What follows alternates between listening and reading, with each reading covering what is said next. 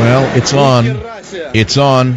John McCain, the neocons, John Kerry have got what they wanted. We're on the verge, perhaps, of a confrontation not seen since the Bay of Pigs invasion in Cuba. And I'll stand by my words. The idiots running this country have put themselves in a no-win situation. They told Russia that they have no right to defend their own territorial integrity. They told Russia they have no right to protect their own naval bases. They told Russia that if they should do so, they will be making a grave mistake. And now what is America going to do? They can't win. Once again, the doofus in the White House, surrounded by the four horsewomen of the apocalypse, and Mr. Ketchup don't know what the heck to do. Well, what would you do? Would you go to war over the Crimean Peninsula? Would you like your neighbor's son to die for the Crimean Peninsula so that the so-called Ukrainian nation can have the Crimea? Would you go to war? Would you join the Ukrainian people, whoever they may be? And there's a large swath of Ukrainian people, some extremely good, some extremely dangerous, just like everywhere else. What would you do? We're talking about war. We're talking about danger. And before we continue to take your calls here on the Savage Nation on Open Mic to Mike Friday, the phone number is 855-400-SAVAGE. 855-400-7282. It's Open Mic to Mike Friday. This is the main topic to me. There are others. But before we continue, I want to say this.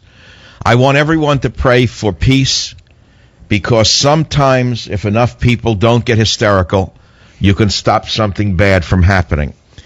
I see a terrible, terrible thing happening here. Let's pray for the children of the Ukraine, the children of Russia, the children of Argentina and Venezuela, the children of Syria, the children of Egypt. Let's pray for the children, and let's pray that the adults running this world don't run crazily into the Third World War. There's another big story that's brewing out here in California. The Ninth Circuit Court of Appeal has upheld banning American flag T-shirts in order to not offend Latinos or Hispanics on their Cinco de Mayo holiday. Now, this is upside down. Of course it's upside down because we're living in America where everything is upside down. So-called cowardly officials who should be fired at a Northern California high school ordered students wearing American flag T-shirts to turn the garments inside out during the Mexican independence celebration, Cinco de Mayo. It was upheld today by the Ninth U.S. Circuit Court of Appeals, and it was not the whole court. It was only 3 judges, mainly the liberal judges on that court. The fact of the matter is, this is astounding.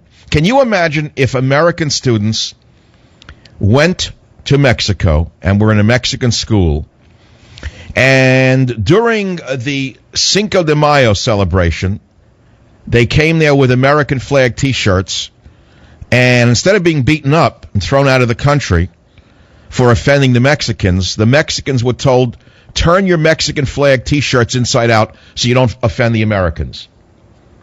Okay. How do you feel about that one? Meanwhile, Russian Marines and paratroopers have seized the airports in the Crimea. The invasion is on.